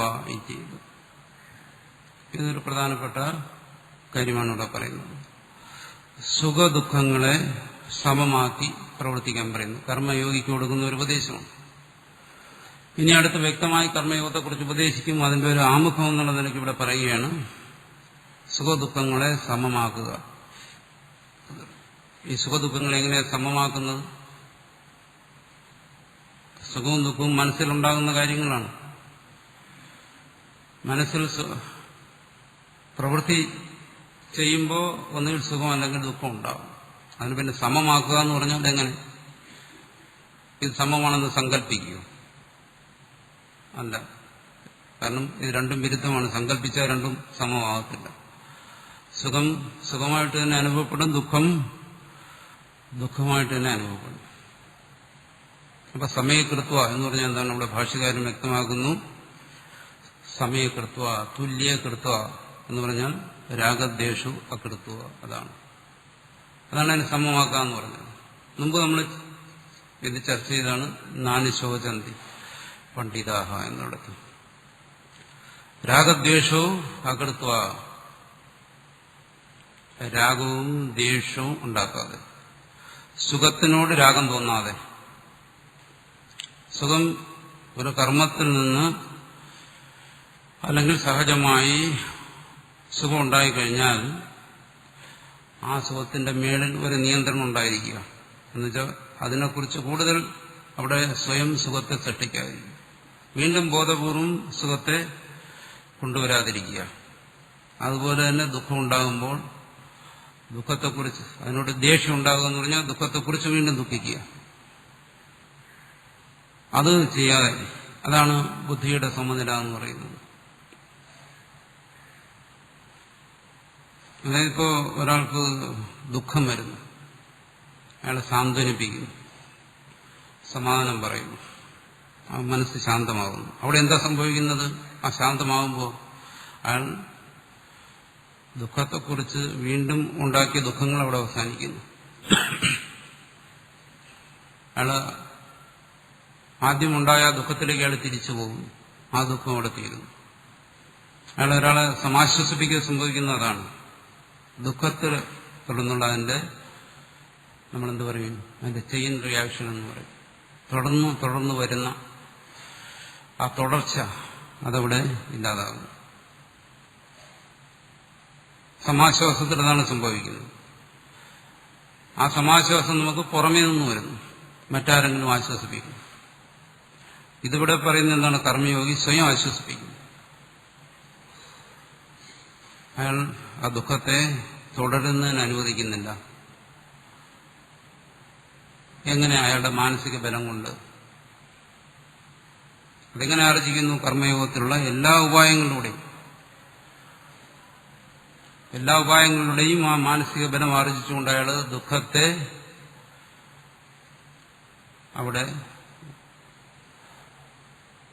പടരാൻ അനുവദിക്കുന്നില്ല, അവിടെ നിർത്തുന്നു. സുഖത്തെ സംബന്ധിച്ചും അത് തന്നെയാണ്. സുഖവും ദുഃഖവും എന്ന് പറയുന്നത് എന്താണോ? രണ്ടും മനസ്സിന്റെ വൃത്തികളാണ്, മനസ്സിന്റെ പരിണാമമാണ്, അന്ധകരണ പരിണാമമാണ്. ഇവിടെ അദ്വൈതിയുടെ ഭാഷയിൽ പറഞ്ഞാൽ അത് സുഖാകാര പരിണാമം, ദുഃഖാകാര പരിണാമം എന്ന് പറയും. അന്ധകരണം തന്നെ സുഖരൂപത്തിൽ പരിണമിച്ചു വരുന്നു, ദുഃഖരൂപത്തിൽ പരിണമിച്ചു വരുന്നു. എങ്ങനെ? നിശ്ചലമായ ജലം, ആ ജലത്തിൽ പലതരത്തിലുള്ള തരംഗങ്ങളുണ്ടാകുന്നു, വളഞ്ഞും പൊളഞ്ഞും എല്ലാം പലതരത്തിൽ. ഉയർന്ന തിരമാലകളായി മാറുന്നു, ചിലപ്പോൾ അത് സൂക്ഷ്മ തരംഗങ്ങളായി മാറുന്നു. അതുപോലെ അത് നമ്മൾ നോക്കിക്കഴിഞ്ഞാൽ ചിലപ്പോൾ അത് വെളുത്തിരിക്കും, ചിലപ്പോൾ കറുത്തിരിക്കും, പല നിറത്തിൽ കാണും. അതുപോലെ അന്ധകരണത്തിൽ പല നിറങ്ങളിലും ഭാവങ്ങളിലുള്ള പരിണാമങ്ങളാണ് ഈ വികാരങ്ങളെല്ലാം. അതിലൊന്ന് സുഖം, മറ്റൊന്ന് ദുഃഖം. അതിന്റെ സാത്വികമായ പരിണാമം സുഖമായി അനുഭവപ്പെടുന്നു, അതിന്റെ രാജസമായ പരിണാമം അല്ലെങ്കിൽ രാജസ താമസം മിശ്രിതമായി വരുന്ന പരിണാമം ദുഃഖമായിട്ട് അനുഭവപ്പെടുന്നു, ദേഷ്യമായിട്ട് അനുഭവപ്പെടുന്നു. ഇത്തരം പരിണാമങ്ങളെ തുടരാൻ അനുവദിക്കുന്നില്ല. എങ്ങനെ? അത് ഇതിന്റെ നിസ്സാരത, ഇതിന്റെ തത്വം മനസ്സിലാക്കിയിട്ട്. അപ്പൊ ഇവിടെ ഏറ്റവും കർമ്മയോഗിയെ സംബന്ധിച്ചിടത്തോളം ഏറ്റവും മുഖ്യമായിരിക്കുന്നത് ആ തത്വബോധമാണ്. നമ്മൾ നേരത്തെ പറഞ്ഞ ഈശ്വരബോധം, അതാണ് മുഖ്യം കർമ്മയോഗം അനുഷ്ഠിക്കുന്നത്. അതില്ലെങ്കിൽ പിന്നെ കർമ്മയോഗമില്ല. അപ്പൊ ആ തത്വബോധം എങ്ങനെ സഹായിക്കുന്നു? ആ തത്വബോധം അവന്റെ മനസ്സിന് ബലം കൊടുക്കും. ഏത് കാര്യത്തിനും സ്ഥിരമായി നിശ്ചയാത്മകമായി പ്രവർത്തിക്കണമെങ്കിൽ അതിനുള്ള മനക്കരുത്ത് അത് വേണം, മനസ്സിന് ആ ദൃഢത വേണം. ഈ മനസ്സിന് ദൃഢത കൊടുക്കുന്നതിന് വേണ്ടിയിട്ടാണ് ഈ ഈശ്വരബോധം ഇവിടെ വേണമെന്ന് പറയുന്നത്. ആ ഈശ്വരബോധം അവന് ദൃഢത കൊടുക്കുന്നു. എങ്ങനെ? ആ ഈശ്വരബോധം അവന് ഇതിന്റെ നിസ്സാരത, ഇതിന്റെ തുച്ഛത അവനെ ബോധ്യപ്പെടുത്തുന്നു. ഇത് തുച്ഛമാണ്, നിസ്സാരമാണെന്ന് മനസ്സുകൊണ്ട് കരുതിയതുകൊണ്ട് ഇത് നിസ്സാരമാകത്തില്ല, തുച്ഛമാകത്തില്ല. കാരണം ഇത് ബാധിച്ചിരിക്കുന്നത് വളരെ ശക്തമായിട്ടാണ്. ഒരുവനെ ഇത് പിടികൂടിയിരിക്കുന്നത് ഏത് ഈ രാഗദ്വേഷങ്ങളും സുഖദുഃഖങ്ങളും എല്ലാം വളരെ ശക്തമായി ഗ്രസിച്ചിരിക്കുകയാണ്. അപ്പോൾ ഇത് നമ്മൾ വെറുതെ മനസ്സുകൊണ്ട് തുച്ഛമാണെന്ന് ഭാവിച്ചു കഴിഞ്ഞാൽ അത് തുച്ഛമാകത്തില്ല, പൂർവാധികം ശക്തമായിട്ട് തന്നെ വരും. അപ്പം അതിന് പകരം എന്ത് വേണം? ഇതിനേക്കാൾ ബലമുള്ള ഏതെങ്കിലും ഒന്നിന് അതിന് പകരം വയ്ക്കണം. അതാണ് ഈശ്വരബോധം. അപ്പം ആ ഈശ്വരബോധം ഒരുവനിൽ ദൃഢപ്പെടുമ്പോൾ ആ ബോധത്തെ അപേക്ഷിച്ച് ദുർബലമാവും. ഈ കാര്യങ്ങളിൽ അയാൾ വീണ്ടും പതറിപ്പോകാതിരിക്കത്തക്കെയുള്ള മനസ്സിന്റെ സ്ഥിരത, ആ ഈശ്വരബോധത്തിലെ ഒരു അസ്ഥിരത മനസ്സിൽ വരുന്നു. അതുകൊണ്ടാണ് നമ്മൾ പല അനുഷ്ഠാനങ്ങൾ ചെയ്തിട്ട്, ജപവും ധ്യാനവും പ്രാർത്ഥനയും സ്തുതിയും എല്ലാം വളരെ ചെയ്തിട്ടും സാധാരണ ലോകത്തിലേക്ക് വരുമ്പോൾ, അല്ലെങ്കിൽ സാധാരണ വ്യവഹാരത്തിലേക്ക് വരുമ്പോൾ വ്യാവഹാരികമായ കാര്യങ്ങൾ മനസ്സ് പതറിപ്പോകും. അവിടെ പിടിച്ചു നിൽക്കുന്നതിനുള്ള മനോബലം കിട്ടത്തില്ല. അങ്ങനെ കാണാറുണ്ട് പലർ. എന്തുകൊണ്ട്? ഇത്തരം സാധനങ്ങളോടൊപ്പം അയാൾക്ക് ശരിയായിട്ടുള്ള ഈശ്വരബോധം ഇല്ലാത്തതുകൊണ്ടാണ്. ഈശ്വരബോധം എന്ന് പറയുന്ന ദൃഢമായ വൃത്തി മനസ്സിലില്ലാത്തതുകൊണ്ടാണ്. അതൊരു മനോവൃത്തിയാണ്. പക്ഷെ മറ്റെല്ലാ വിഷയബോധങ്ങളെക്കാളും അത് ദൃഢമാണ്. അതൊരു അടിത്തറയാണ്. ആ അടിത്തറയിൽ മാത്രമേ മനസ്സിന് വേണ്ടത്ര ബലം ഉണ്ടാകത്തുള്ളൂ. അത്തരം ഒരു ബലം വെറും ആധ്യാത്മിക സാധനയ്ക്ക് മാത്രമല്ല, വ്യവഹാര ജീവിതത്തിനും വ്യാവഹാരികമായ പ്രവർത്തനങ്ങളിലും എല്ലാം അത് സഹായിക്കുന്ന ഒന്നാണ്. അതാണ് മനസ്സിന്റെ സമത്വം എന്ന് പറയുന്നത്. അല്ലാതെ മനസ്സിന് വേറെ തരത്തിൽ സമത്വം ഉണ്ടാക്കാൻ പറ്റത്തില്ല. മനസ്സ് പരിണമിച്ചുകൊണ്ടിരിക്കുന്ന ഒന്നാണ്. വേറെ രീതിയിൽ അതിന് സമത്വം സാധ്യമല്ല. അല്ലെങ്കിൽ അത് നശിക്കണം. അതിന്റെ നാശം കൊണ്ട് നമുക്ക് വേണമെങ്കിൽ പറയാം സമത്വമാണ്. രാഗദ്വേഷങ്ങൾ ഉണ്ടാക്കാതെ എല്ലാ ദ്വന്ദ്വാത്മകമായ അനുഭവങ്ങളും മനുഷ്യനിൽ രാഗദ്വേഷങ്ങൾ ഉണ്ടാക്കുന്നു. എല്ലാ അനുഭവങ്ങളും ദ്വന്ദ്വാത്മകമാണ്. ഏകകോടിയിൽ ഒരു ഭാഗത്ത് മാത്രമായിട്ടൊരു അനുഭവമില്ല. കാരണം അതുകൊണ്ടാണ് ഈ പ്രപഞ്ചത്തിന് ദ്വൈതം എന്ന് പറയുന്നത്. അത് രണ്ടായിട്ടിരിക്കും, ഒന്നായിട്ടിരിക്കത്തില്ല. അങ്ങനെ ദ്വന്ദ്വാത്മകമായിരിക്കുന്ന എല്ലാ അനുഭവങ്ങളിലും രാഗദ്വേഷങ്ങൾക്ക് ഉള്ള ഒരു പ്രസക്തിയുണ്ട്. എവിടെയും രാഗദ്വേഷങ്ങളുണ്ടാകും. അല്ലെങ്കിൽ നമ്മുടെ സർവ അനുഭവങ്ങളിലും ഉള്ളിൽ രാഗദ്വേഷങ്ങൾ ഉണ്ടായിക്കൊണ്ടേയിരിക്കും. ആ രാഗദ്വേഷങ്ങളെ വർദ്ധിപ്പിക്കാതിരിക്കുക. അപ്പോൾ മനസ്സിൽ സമത വരുന്നു. അത്തരൊരു സമതയാണ് പരിശീലിക്കാൻ പറയുന്നത് അർജുനനോട്. അർജുനനോട് ഭഗവാൻ പറഞ്ഞു കഴിഞ്ഞപ്പോൾ നേരത്തെ പറഞ്ഞ രീതിയിൽ അർജുനത് മനസ്സിലായി. അതാണ് അർജുനനെ യുദ്ധസന്നദ്ധനാക്കിയത്. അത് പിന്നീട് നിലനിന്നില്ല എന്നുള്ളത് സത്യം. അത് സർവ ജീവന്മാർക്ക് ഒരു ദൃഷ്ടാന്തമായി അതങ്ങനെ ഭഗവാൻ തന്നെ കാണിച്ചു തരുന്നതാണ്. ഇത് തെറ്റിപ്പോകാം, മാറിപ്പോകാം. അതിനാണ് മറ്റുദാഹരണങ്ങളോട് പറയുന്നത്. ലാഭാലാഭോ, ജയാജയോ. ഇനിയുമുണ്ട് ഇങ്ങനെ പറയാൻ ഒരുപാട് കാര്യങ്ങൾ. മാനാപമാനവും ഇങ്ങനെയൊക്കെ ഒരുപാട് പറയാം. സമൂഹക്കെടുക്കുക. ഇവിടെ എല്ലായിടത്തും ഈ പറയുന്ന എല്ലാ കാര്യങ്ങളും ലാഭത്തിൽ രാഗമുണ്ടാകും, അലാഭം നഷ്ടം, അതിൽ ദ്വേഷമുണ്ടാകും, ജയം അതിൽ ലാഭമുണ്ടാകും, അജയം പരാജയം അതിൽ ദ്വേഷമുണ്ടാകും. ഇവിടെ എല്ലാം എന്ത് ചെയ്യുന്നു? അതിനെ തുടരാൻ അനുവദിക്കുന്നില്ല. അങ്ങനെ മനസ്സിന് സമത വരുന്നു. അത് മനസ്സിന്റെ ദൃഢതയാണ്. ജ്ഞാനത്തിൽ ദൃഢത എന്ന് പറയും. കൃത്വ, അത് മനസ്സ് അഭ്യസിച്ച് ചെയ്യേണ്ട ഒരു കാര്യമാണ്. മനസ്സിന് വളരെ വിവേകപൂർവം സ്വീകരിക്കേണ്ട ഒന്നാണ്. വികാരപരമായി സമീപിക്കേണ്ട ഒരു കാര്യമല്ല, മറിച്ച് വിവേകപൂർവം സ്വീകരിക്കേണ്ട ഒരു കാര്യമാണ്. ഗീത വലിയ മഹത്തായ ഒരു ശാസ്ത്രമാണ്. അതിൽ ഒരുപാട് കാര്യങ്ങൾ പറയുന്നുണ്ട്. വളരെ ശ്രേഷ്ഠമാണ്, അത് പൂജനീയമാണ്. ഇത്തരം ഗീതയെക്കുറിച്ച് നമുക്കൊരു ഭാവന വരിക, അത് വൈകാരികമാണ്.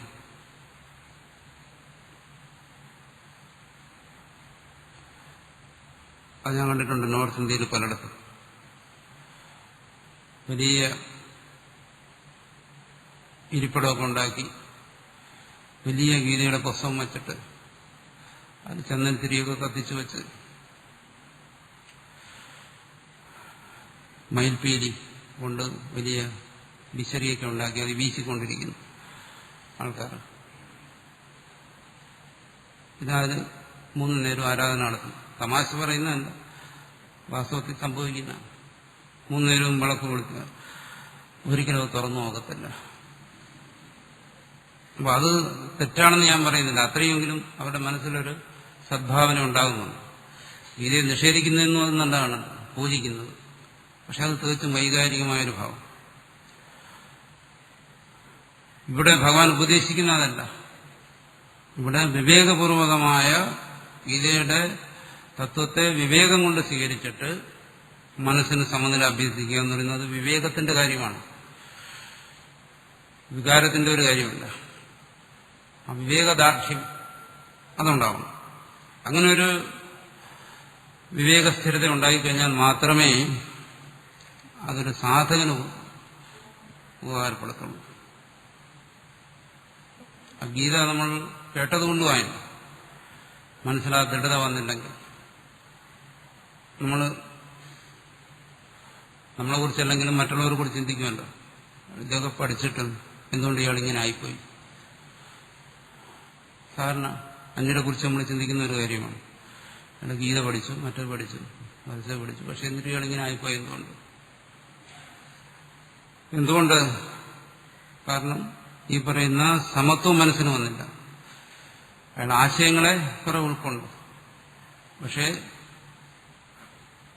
തന്റെ മനസ്സിൽ ഈ പറയുന്ന സമത്വം അത് വരുത്തിയില്ല. അതുകൊണ്ടാണ് അങ്ങനെ സംഭവിക്കുന്നത്. ഇതെല്ലാം ചെയ്തതിനു ശേഷം തതോ യുദ്ധായ യുജ്യസ്വ, യുദ്ധത്തിനു വേണ്ടി തയ്യാറാകൂ, ഒരുമ്പെടൂ എന്നാണ് ഘടസ്വ അതിന്റെ അർത്ഥം പറഞ്ഞിരിക്കുന്നത്. ഘടസ്വ, ഘടചേഷ്ടായ എന്ന് പറയുന്നൊരു ധാതുവാണ്. പ്രവൃത്തി എന്നുള്ള അർത്ഥമാണ് ഘടധാതു.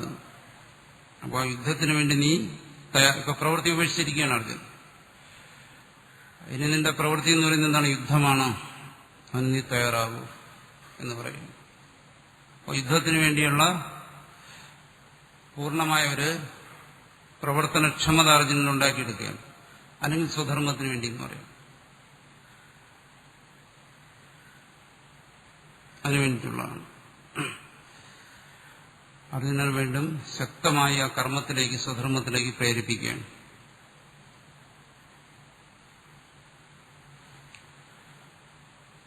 നൈവം യുദ്ധം കുർവൻ പാപം അവാപ്സ്യസി. ഏവം യുദ്ധം കുർവൻ, ഇങ്ങനെ യുദ്ധം ചെയ്യുന്നവനെ പാപം നവാപ്സ്യസി, പാപം ബാധിക്കത്തില്ല.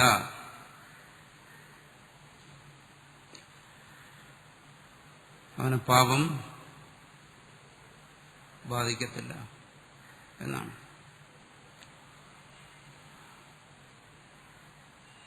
പാപം ബാധിക്കത്തില്ല എന്ന് പറഞ്ഞു കഴിഞ്ഞാൽ അർജുനന് നേരത്തെ ഇതായിരുന്നു സംശയം. പാപമേവ ആശ്രയേദസ്മാൻ, ഈ യുദ്ധം ചെയ്തു കഴിഞ്ഞാൽ എനിക്ക് കിട്ടുന്ന പാപമാണ്. അതിനെ നിഷേധിക്കുകയാണ്. പാപം നവാപ്സ്യസി, പാപം തന്നെ ബാധിക്കത്തില്ല എന്നാണ്. ആ പാപബോധം, അർജുനനിരിക്കുന്ന ആ പാപബോധത്തെ നശിപ്പിക്കാൻ വേണ്ടി പറയുകയാണ്. പാപം വരില്ല എന്ന് പറഞ്ഞാൽ പുണ്യവും വരത്തില്ല എന്നർത്ഥം. പാപപുണ്യങ്ങൾ രണ്ടും ഉണ്ടാകത്തില്ല. യുദ്ധം ഹിംസാത്മകമായ കർമ്മമാണ്. അതിൽ നിന്നും പാപമെന്ന ഫലമാണ് ഉണ്ടാകേണ്ടത്. വീണ്ടും അത് സംസാരത്തിന് ജന്മത്തിന് കാരണമാകും, നരക ജന്മത്തിന് കാരണമായി തീരും. പക്ഷെ ഇവിടെ പറയുന്നത് ആ സ്വധർമ്മം നമ്മൾ ഹിംസാത്മകമെന്ന് കരുതുന്ന യുദ്ധമായാലും ശരി പാപത്തെ ഉണ്ടാക്കത്തില്ല. ക്ഷത്രിയനെ സംബന്ധിച്ചിടത്തോളം രാജ്യരക്ഷയ്ക്ക് വേണ്ടി യുദ്ധം ചെയ്യുന്നിടത്ത് പുണ്യം തന്നെ ഉണ്ടാകുമെന്നാണ് പറഞ്ഞിരിക്കുന്നത്. ആധ്യാത്മിക സന്ദർഭത്തിലാണെങ്കിൽ കർമ്മം യോഗമായി അനുഷ്ഠിച്ചു കഴിഞ്ഞാൽ അതിൽ നിന്ന് പാപവും ജന്മകാരണമായിരിക്കുന്ന പുണ്യവും ഉണ്ടാകുന്നില്ല. അതാണ് ഇവിടെ പറയുന്നത്. എന്തുകൊണ്ടിത് പാപപുണ്യങ്ങളെ ഉണ്ടാക്കുന്നില്ല? നമ്മൾ സാധാരണ മനസ്സിലാക്കുന്നത് എന്താണ്? ഏത് പ്രവൃത്തി, മാനസം, വാചികം, കായികം, ഈ മൂന്ന് തരത്തിലുള്ള ഏത് പ്രവൃത്തി ചെയ്താലും ശരി അതിൽ നിന്ന് സംസ്കാരം ഉണ്ടാവും. കർമ്മത്തിനനുസരിച്ച് കർമ്മ സംസ്കാരത്തെ ഉണ്ടാക്കുന്നതും തീർച്ചയായിട്ടും പാപം ഉണ്ടാവേണ്ടതാണല്ലോ. സാധാരണ കർമ്മത്തെ സംബന്ധിച്ച് അത് തന്നെയാണ്. പക്ഷെ അതാണ് കർമ്മയോഗം എന്ന് പറയുന്നത്. കർമ്മയോഗത്തിൽ നിന്ന് ഫലകാരണമായ സംസ്കാരം ഉണ്ടാകുന്നില്ല. കർമ്മയോഗം ചെയ്താൽ ഒരു സംസ്കാരം ഉണ്ടാകത്തില്ലേ? ഉണ്ടാകും. അതാണ് ചിത്തശുദ്ധിക്ക് പോയിരിക്കുന്ന സംസ്കാരം. എന്തുകൊണ്ട്? കർമ്മയോഗി പ്രവർത്തിക്കുന്നത് ബോധപൂർവമായിട്ടാണ് കർമ്മത്തിൽ പ്രവർത്തിക്കുന്നത്. കർമ്മത്തെ സംബന്ധിച്ചുള്ള അയാളുടെ സങ്കല്പം എന്താണോ? ഈ കർമ്മം ഞാൻ ഈശ്വരാർപ്പണമായി ചെയ്യുന്നു, അതിന് എനിക്ക് ഈശ്വരപ്രസാദം, ഈശ്വര അനുഗ്രഹം ഉണ്ടാവണമെന്നാണ് അയാൾ പ്രാർത്ഥിക്കുന്നത്. അയാളുടെ മനസ്സ് അത്തരൊരു പ്രാർത്ഥനയാണ് കർമ്മയോഗിയുടെ മനസ്സിലുള്ളത്. ഈശ്വരപ്രസാദമാണ് അയാൾക്ക് ചിത്തശുദ്ധിയുടെ രൂപത്തിൽ, ജ്ഞാനപ്രാപ്തിയുടെ രൂപത്തിൽ എല്ലാം വരുന്നത്. ഭാഷ്യകാരൻ നേരത്തെ പറഞ്ഞല്ലോ, എന്താണോ ഒരുവന്റെ സങ്കല്പം അതനുസരിച്ചായിരിക്കും ഫലം. യദ്ഭാവയതി തദ്ഭവതി എന്ന് വേറെ സന്ദർഭത്തിൽ പറയും. എന്താണോ നമ്മൾ ഭാവിക്കുന്നത്, സങ്കല്പിക്കുന്നത്, അത് തന്നെ ഭവിക്കും. അപ്പൊ കർമ്മം അടുത്തിനി പറയും, കർമ്മസ് കൗശലം, യോഗ കർമ്മസ് കൗശലം. കർമ്മം സ്വതേ ഫലം കൊടുക്കുന്നതാണ്. അങ്ങനെ ഫലം കൊടുക്കുന്ന കർമ്മത്തെ തന്നെ ഫലമില്ലാത്തതാക്കി തീർക്കുക, അതാണ് യോഗം. അതുകൊണ്ടത് പാപത്തെ കൊടുക്കുന്നില്ല എന്നത്. അതുകൊണ്ട് നേരത്തെ ഒരു ഉദാഹരണം പറഞ്ഞു. ഒരാൾ കർമ്മത്തിൽ പ്രവർത്തിച്ച് പകുതിയായി കഴിഞ്ഞപ്പോൾ അയാളുടെ കാമനകളെല്ലാം നശിച്ചു. പിന്നെ ആ കർമ്മം കൊണ്ട് അയാൾക്ക് ഏതോ കാരണവശാൽ കാമനകളില്ലാതായി, അല്ലെങ്കിൽ കർമ്മത്തിനോട് അയാൾക്ക് താല്പര്യം പോയി. വീണ്ടും അയാൾ കർമ്മം പൂർത്തിയാക്കി, പക്ഷേ ആ കർമ്മത്തിന്റെ ഫലം അയാൾക്കുണ്ടാകത്തില്ല എന്ന് പറഞ്ഞു. അതുകൊണ്ട് പൂർവ്വമീമാംസയിൽ കർമ്മത്തെയും ഫലത്തെയും കുറിച്ച് ചർച്ച ചെയ്യുന്ന പൂർവ്വമീമാംസയിൽ ജൈമിനി, കുമാരഭട്ടൻ തുടങ്ങിയ ആൾക്കാർ ഈ കർമ്മവും ഫലവും ഇത് തമ്മിലുള്ള ബന്ധത്തെക്കുറിച്ച്, ഇതിന്റെ പിന്നിലുള്ള നിയമത്തെക്കുറിച്ച് അവർ ചർച്ച ചെയ്യുമ്പോൾ അവർ മുഖ്യമായി പറയുന്നത് എന്താണ്? ആർക്കാണോ ഫലത്തിൽ ആഗ്രഹമുള്ളവൻ അവനാണ് കർമ്മത്തിന് അധികാരി, ഫലാഗ്രഹി. അവിടെ ഇച്ഛ, ചെയ്യുന്നവന്റെ ഇച്ഛയ്ക്കാണ് പ്രാധാന്യം. ഇവിടെ കർമ്മയോഗിക്കാണെങ്കിലോ അത്തരം ഒരു ഇച്ഛയില്ല. ആ ഇച്ഛ ഉണ്ടാകാതിരിക്കുന്നതിന് ഒരു കാരണം കൂടിയുണ്ട്. കർമ്മയോഗി എന്ന് പറയുന്നത് സാധാരണ ഒരു കർമ്മിയാണ്. നേരത്തെ പറഞ്ഞല്ലോ, കർമ്മയോഗി കാമ്യ നിഷിദ്ധ കർമ്മങ്ങളെ ഉപേക്ഷിച്ചിട്ട് കർമ്മം ചെയ്യുന്നവനാണ്.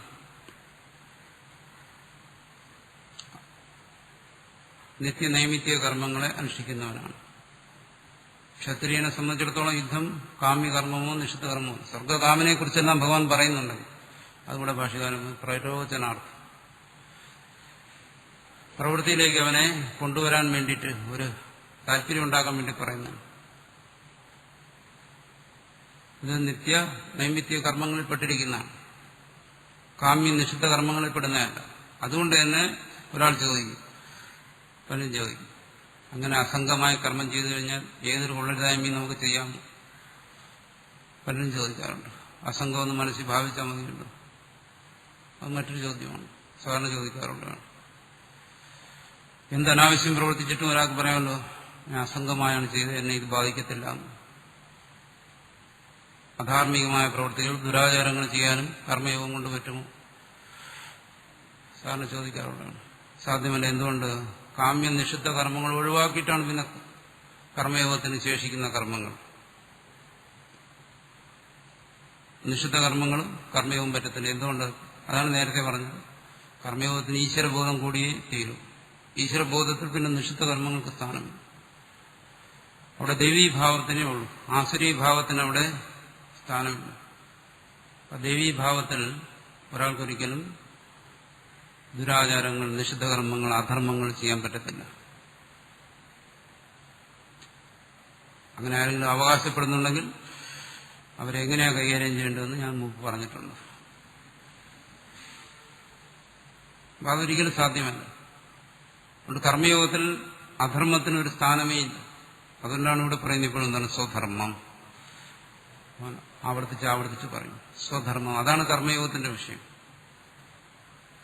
അല്ല അസംഗനാണെന്ന് ഭാവിച്ചുകൊണ്ട് ദുരാചാരിയാകാനല്ല. അതിനൊരിക്കലും കർമ്മയോഗം അംഗീകരിക്കുന്നില്ല. ഈശ്വരബോധത്തോടുകൂടി ഒരാൾക്ക് അങ്ങനെ ദുരാചാരങ്ങൾ ചെയ്യാൻ പറ്റും? ഒരിക്കലും സാധ്യമല്ല. അങ്ങനെ ഈശ്വരബോധത്തോടുകൂടി കർമ്മം ചെയ്യുമ്പോൾ ഈ ജീവനെ കർമ്മവും ഫലവുമായിട്ട് ബന്ധിപ്പിക്കുന്ന എന്താണ്? ഒന്ന് സംസ്കാരം, പുണ്യം അല്ലെങ്കിൽ പാവം. ഇവിടെ ഫലേച്ഛയില്ലാത്തതുകൊണ്ട് പുണ്യപാപങ്ങൾ ഇല്ല. പിന്നെ രണ്ടാമത് ബന്ധിപ്പിക്കുന്ന ഒന്നെന്താണ്? അഹന്ത. അഹന്ത എന്ന് പറയുന്നതാണ് ഈ ജീവനെ ആ ഫലങ്ങളോട് ബന്ധിപ്പിക്കുന്നത്. കർമ്മയോഗി അഹന്തയെ ത്യജിക്കുന്നു. അഹന്തയെ ത്യജിക്കുന്നതിനുള്ള ഭാവനകളുണ്ട്. ഒന്നുകിൽ അവൻ ഭാവന ചെയ്യുന്ന എന്താണോ, ഞാൻ എന്ന് ഈ കരുതുന്നത് വാസ്തവത്തിൽ പരമാത്മസ്വരൂപമാണ്. അങ്ങനെ അഹന്തയെ ത്യജിക്കുന്നു. അല്ലെങ്കിൽ അവൻ കരുതുന്നു എന്താണോ, ഞാനല്ല പ്രവർത്തിക്കുന്നത്, എന്നിലൂടെ ഈശ്വരൻ പ്രവർത്തിക്കുകയാണ്. ഭ്രാമയൻ സർവഭൂതാനി യന്ത്രാരൂഢാനി മായ. ഈ വചനത്തെ ഓർമ്മിച്ചോണ്ട് ഈശ്വരൻ സർവഭൂതങ്ങളുടെയും ഉള്ളിലിരുന്നു കൊണ്ട് പ്രവർത്തിക്കുന്നു, അവരെ കൊണ്ട് പ്രവർത്തിപ്പിക്കുന്നു. ഈ പ്രവൃത്തിയിൽ എനിക്ക് കർത്തൃത്വമില്ല. അങ്ങനെ സൽക്കർമ്മങ്ങൾ പ്രവർത്തിക്കുമ്പോൾ അവൻ ഭാവന ചെയ്യുന്നു. അല്ലെങ്കിൽ ഈശ്വരന്റെ ഇച്ഛയ്ക്ക് വിധേയനായി ഞാൻ പ്രവർത്തിക്കുന്നു. ഈശ്വരഭക്തിയുണ്ട്, ഞാൻ ദാസനാണ്, ഈശ്വരദാസനായി ഞാൻ പ്രവർത്തിക്കുന്നു.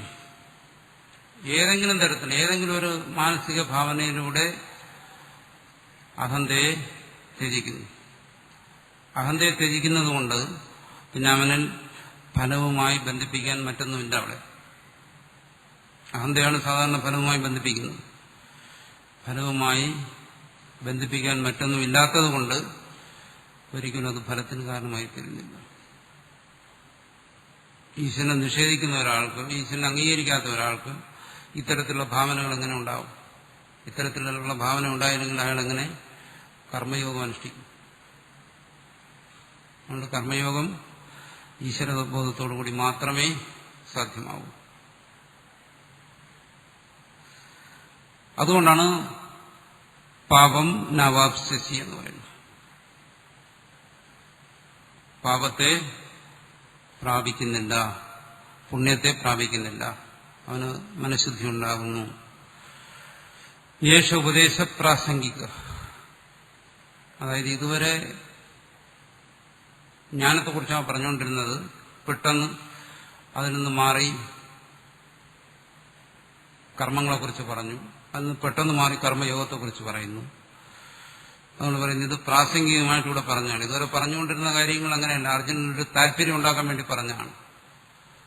അതൊന്നും പരമാർത്ഥമല്ല, പരമാർത്ഥമായിട്ടുള്ള ഉപദേശമല്ല. അതായത് ഉപദേശം പലപ്പോഴും ഗുരുക്കന്മാരുടെ ഉപദേശം രണ്ടു തരത്തിൽ വരും.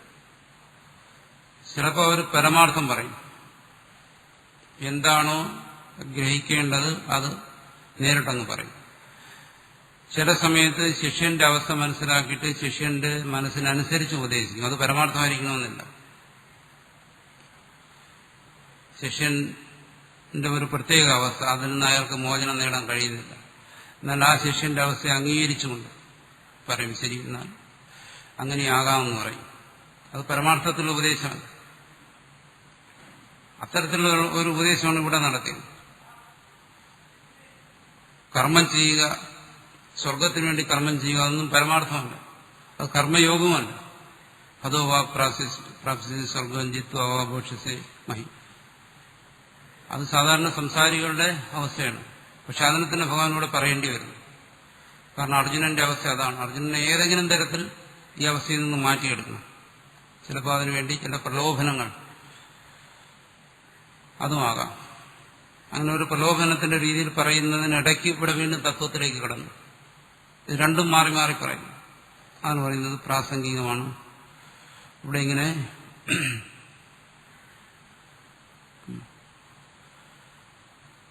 വന്നിരിക്കുകയാണ് എന്നർത്ഥം. അത്തരത്തിലൊരു ഉപദേശമാണ് ഇവിടെ പറഞ്ഞത്. മുഖ്യമായിട്ട് ഉള്ള കാര്യമാണ് ഈ പറഞ്ഞു. പക്ഷെ തൊട്ടു മുമ്പ് പറഞ്ഞത് അങ്ങനെയുള്ള കാര്യമില്ല. ഇത് പ്രരോചനാർത്ഥം താല്പര്യം ഉണ്ടാക്കാൻ വേണ്ടി പറഞ്ഞതാണ്. ഒരാളോട് അരുതാത്ത ഒരു കാര്യം ചെയ്യരുതെന്ന് പറയുന്നു.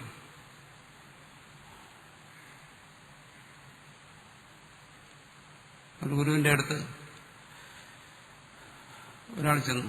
അയാൾക്ക് മദ്യപാനത്തിൽ നിന്ന് മോചനം നേടണം. മദ്യപിക്കുന്ന ശീലമാണ്.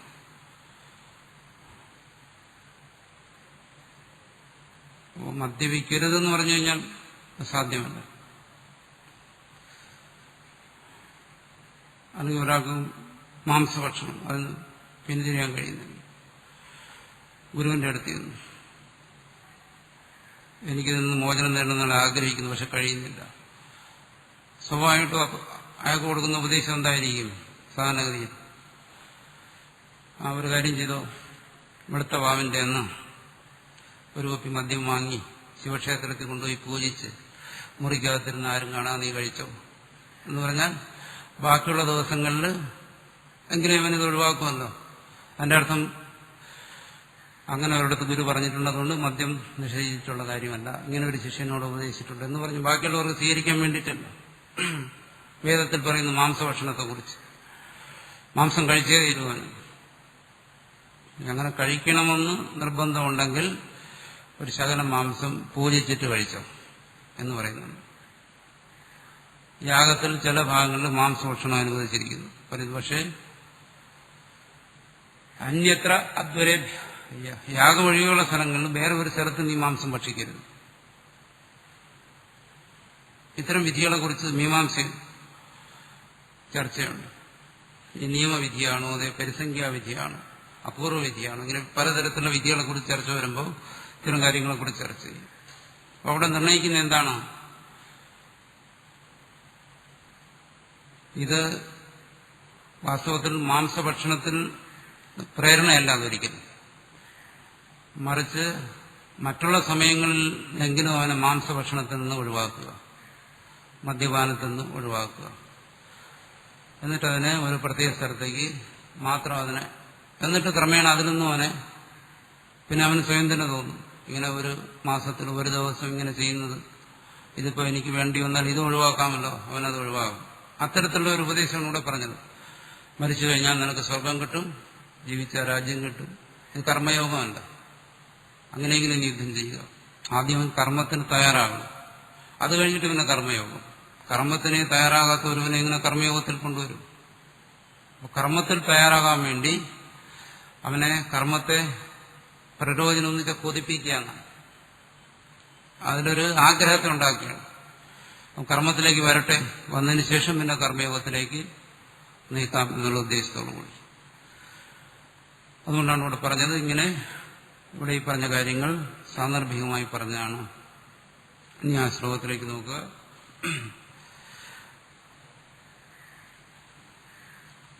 സുഖദുഃഖേ, സുഖദുഃഖങ്ങളെ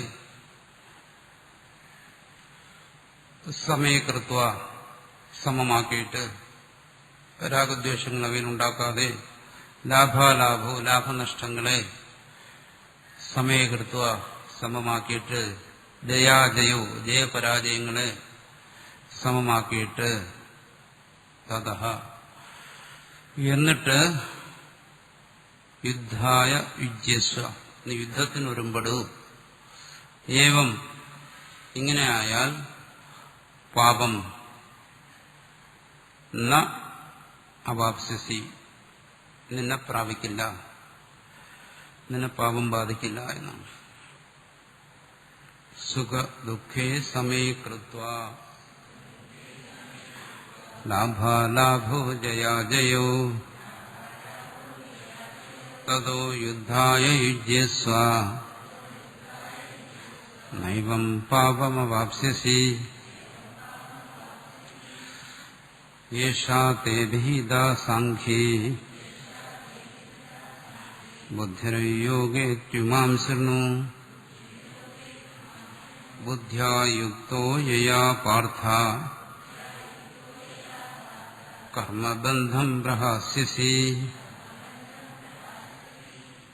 നമ്മൾ അടുത്ത ദിവസം ചർച്ച പൂർണ്ണമിദം പൂർണ്ണം ഗച്ഛതി പൂർണ്ണസ്യ പൂർണ്ണമാദായ പൂർണ്ണമേവാവശിഷ്യതി. ഓം ശാന്തി ശാന്തി ശാന്തി. ഓം ശ്രീ ഗുരുഭ്യോ നമഃ.